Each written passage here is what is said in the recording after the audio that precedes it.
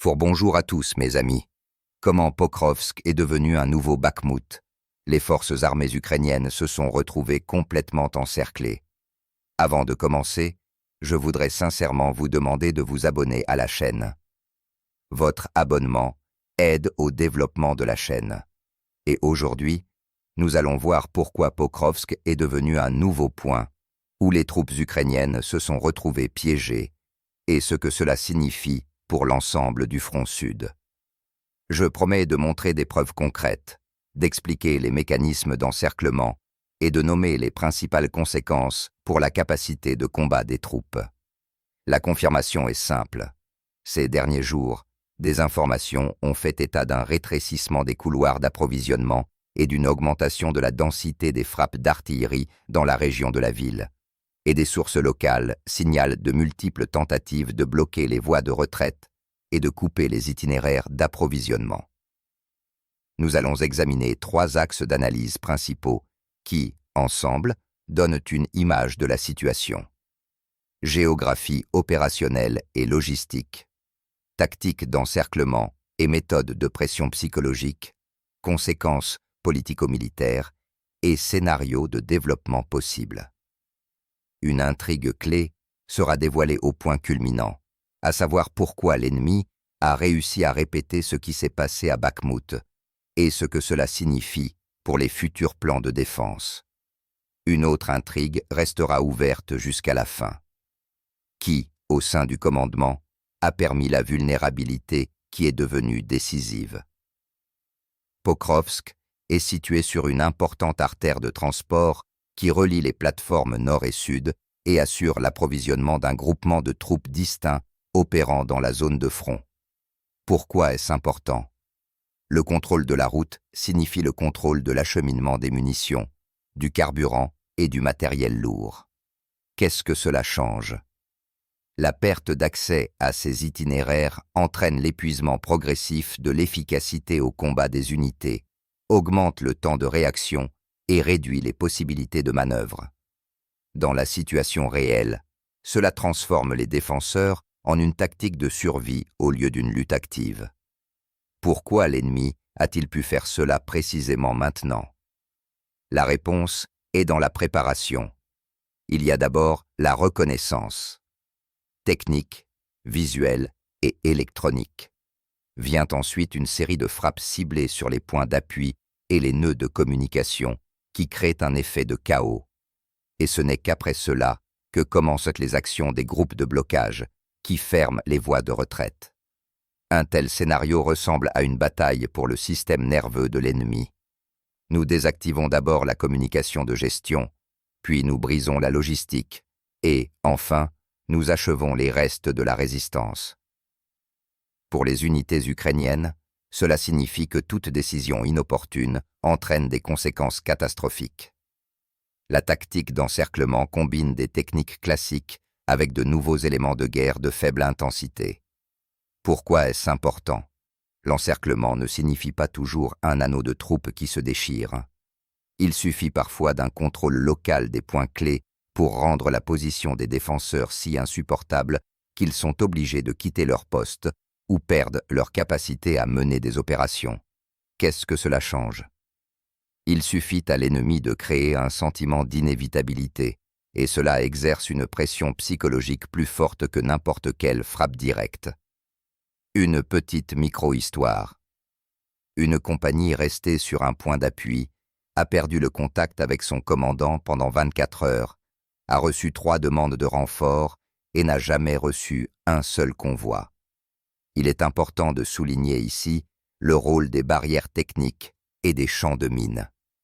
L'ennemi utilise activement des champs de mines et des approches minées, ce qui rend les tentatives d'approvisionnement risquées et lentes. Ajoutez à cela les drones de frappe et les petits bateaux autonomes sur les tronçons côtiers qui ciblent les cibles vulnérables, et vous obtenez une combinaison où les colonnes d'approvisionnement classiques deviennent une proie facile. Une autre touche micro-historique. Dans l'une des localités proches de Pokrovsk, des sapeurs locaux ont découvert une série de dépôts frais, réalisés selon une méthodologie unique, ce qui indique une préparation centralisée et une expérience dans l'installation de systèmes de remplacement des itinéraires. Parallèlement à l'encerclement physique, il y a une forte pression psychologique et des opérations d'information. Pourquoi est-ce important? Lorsque les combattants voient que les voies de retraite sont bloquées, que le commandement n'est pas en mesure de rétablir rapidement l'approvisionnement et que leurs localités natales sont bombardées, le moral combatif s'effondre. Qu'est-ce que cela change? Le passage d'une défense active à une tactique d'attente passive, l'augmentation des cas de désorganisation, l'augmentation du nombre de refus d'exécution des ordres. Un exemple en est le cas d'un bataillon où, après la perte de la ligne d'approvisionnement qui se mettait en place, les soldats ont commencé à économiser les munitions et à limiter les patrouilles, ce qui a immédiatement réduit la zone contrôlée à une taille 2 fois inférieure à celle d'avant. Passons maintenant à un insert analytique sur la logistique. Les routes par lesquelles passait l'approvisionnement sont étroites et traversent plusieurs localités où l'ennemi a établi des points d'appui et des postes d'observation. Lorsqu'une colonne se déplace sur un tel réseau, sa vulnérabilité est critique. Une seule frappe ciblée et toute l'organisation de l'approvisionnement se désintègre en fragments qu'il est impossible de rassembler rapidement. En pratique, cela signifie que même s'il y a du matériel et des munitions en réserve, il devient impossible de les acheminer là où ils sont nécessaires au bon moment. Cela réduit la mobilité opérationnelle et rend les unités locales dépendantes d'un petit réseau d'entrepôts. Un autre aspect est la saisonnalité et l'état des routes de terre. Les pluies d'automne et le ravinement rendent les chemins ruraux impraticables pour le matériel lourd. L'ennemi en tient compte et intensifie la pression pendant les périodes où le rétablissement des itinéraires prend plus de temps. Ce facteur climatique, combiné à des approches minées, crée un effet dramatique.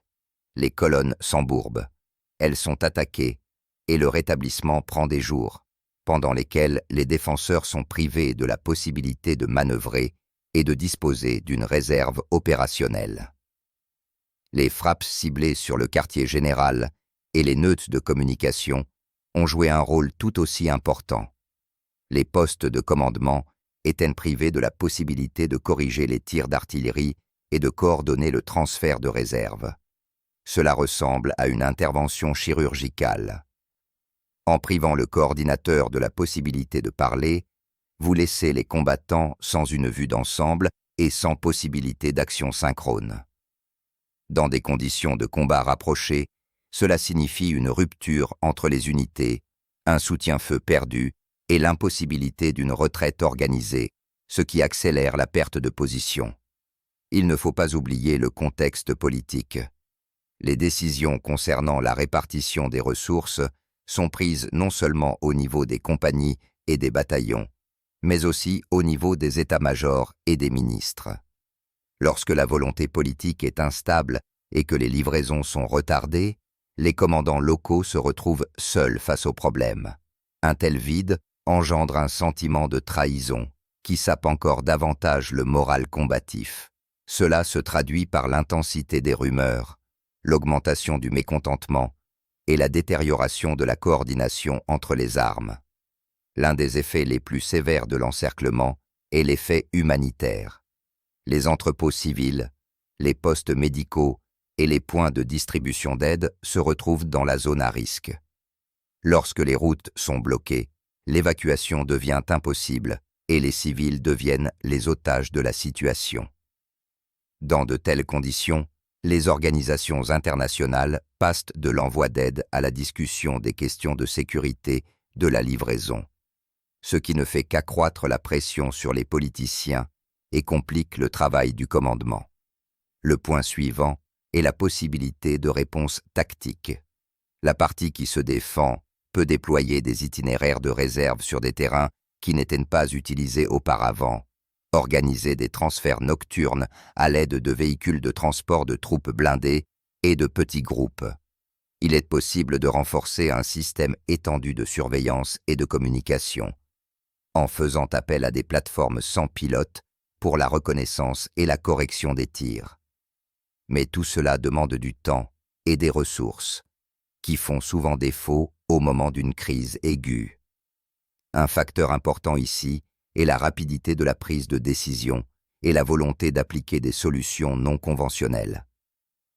L'aspect psychologique de la comparaison avec Bakhmout opère à plusieurs niveaux. D'une part, c'est un symbole de résistance et de lutte de longue haleine. D'autre part, c'est un rappel des pertes passées qui continuent d'affecter la confiance dans le commandement.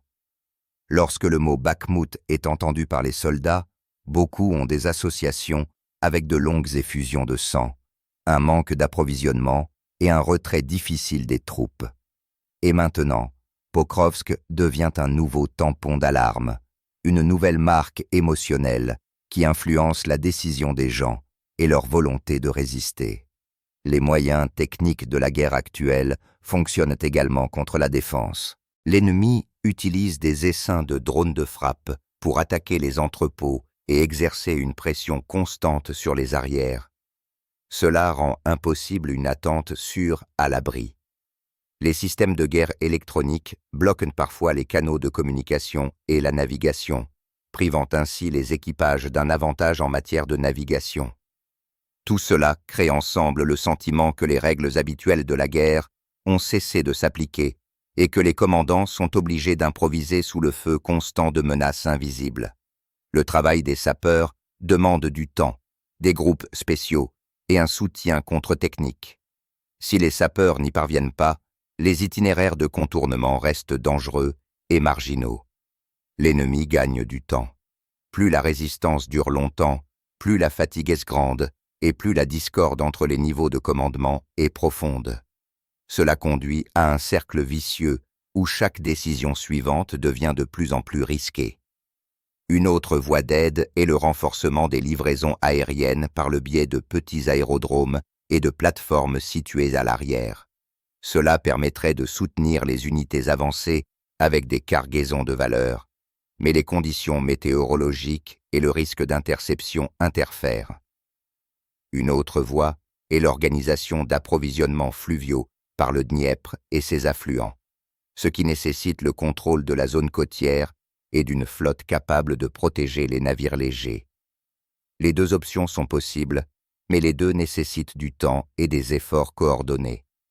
Le travail d'information est tout aussi important que les mesures tactiques. Le soutien de la population et des troupes, par le biais de rapports véridiques et d'explications transparentes, peut aider à maintenir le moral et à prévenir la panique. Là où l'information remplace les rumeurs, elle agit comme un stabilisateur de la situation. Et inversement, le silence ou les tentatives de dissimuler les problèmes ne font qu'accroître la méfiance et accélérer la démoralisation. La leçon stratégique est simple. La guerre moderne est un réseau de dépendance où la logistique et les communications peuvent devenir une ressource décisive. Pokrovsk a montré que la ville se transforme en un symbole de vulnérabilité lorsque ces réseaux sont rompus. Toute défense doit être construite en tenant compte de la possibilité d'une manipulation de la logistique par l'ennemi et avec des itinéraires alternatifs préétablis en cas de perte des principales artères. Conclusion. Pokrovsk est devenu un nouveau Bakhmout, non pas parce qu'il a répété tous les détails de la campagne précédente, mais parce qu'il a réuni les éléments clés d'une frappe sur le système nerveux de la défense. La reconnaissance, le blocage de l'approvisionnement, les champs de mines et la pression informationnelle. Si la défense ne développe pas et n'applique pas de contre-mesures, groupes d'ingénierie mobile, itinéraires alternatifs et rétablissement des communications, le scénario pourrait se répéter dans d'autres points du front.